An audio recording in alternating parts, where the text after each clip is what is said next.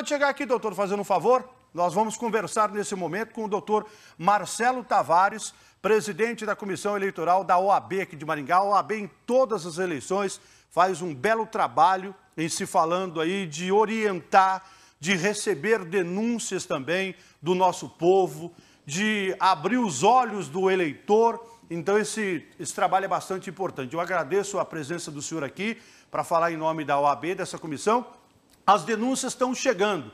E tudo que chega, doutor, repassado para a Justiça Eleitoral, é isso? Isso, exatamente. Boa tarde, Salsicha, boa tarde aos telespectadores. É exatamente isso. As denúncias estão chegando através do nosso aplicativo, do e-mail que é passado, que daqui a pouquinho a gente vai falar aqui, né?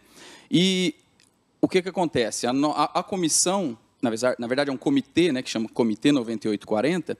Esse comitê ele faz uma análise prévia, sem julgar, né, o que está recebendo de denúncias, e aí encaminha para o órgão responsável, no caso, o Ministério Público. E aí ele pode tomar as medidas cabíveis aí contra o eventual infrator aí. Eu falei até agora há pouco do comentário aqui que o povo precisa ser respeitado, o eleitor tem que ser respeitado nesse momento da eleição. Exatamente. Como é que vocês veem isso? Exatamente. O tema do comitê é voto não tem preço, tem consequências.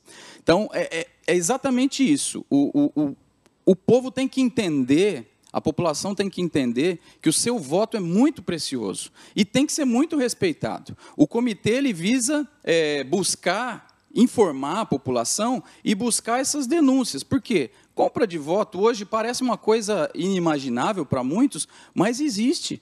Troca com cestinha básica ali, uma continha que paga.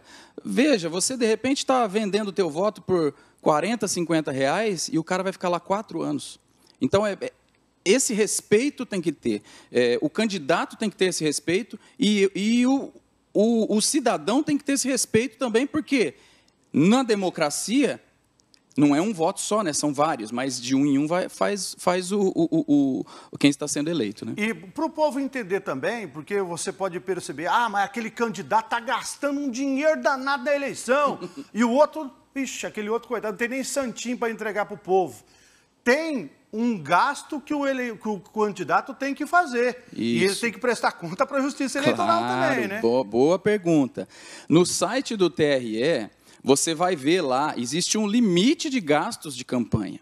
Então, isso é uma infração e pode vir até o candidato ou até ser eleito e ser cassado. Então, muitos gastos, a gente vê ali umas superproduções e panfletos e jornais praticamente sendo entregues. Isso daí, ele tem que ser tudo declarado e tem que estar dentro desse limite de gastos, sob pena do candidato ter a candidatura dele ou impugnada ou a diplomação dele ser cassada. O que o candidato não pode fazer vamos colocar as coisas assim mais...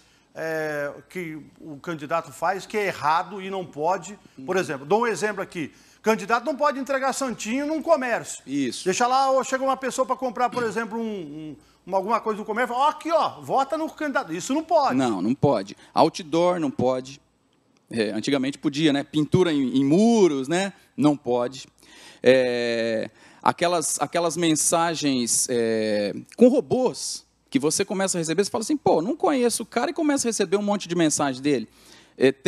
Aquilo não pode. Nas redes sociais, o candidato pode mostrar, mas veja lá, quando você vê a propaganda do candidato, tem lá, propaganda patrocinada pelo candidato tal, CNPJ tal. Então, tem várias regras. Aquele derrame de santinhos, plaquinhas que tem na frente das casas, né, o pessoal tem um limite lá de meio metro quadrado. São várias regras, que se a gente ficar falando aqui, a gente fica a tarde inteira. Então, essas regras têm lá umas cartilhas muito bem feitas pelo TRE, e você pode ver lá no site do TRE Paraná, e lá tem o que pode e o que não pode. Mas, assim, a gente está dando esses exemplos básicos, né? Por exemplo, essas plaquinhas na frente de casa que agora o pessoal está colocando. Se colocar muito grande... Não pode. Aí tem que denunciar. Tem que denunciar. E como é que o povo denuncia? Nós temos 2 canais. Né? Um é um aplicativo que foi criado por um advogado de Montes Claros, lá em Minas Gerais, e ele cedeu esse aplicativo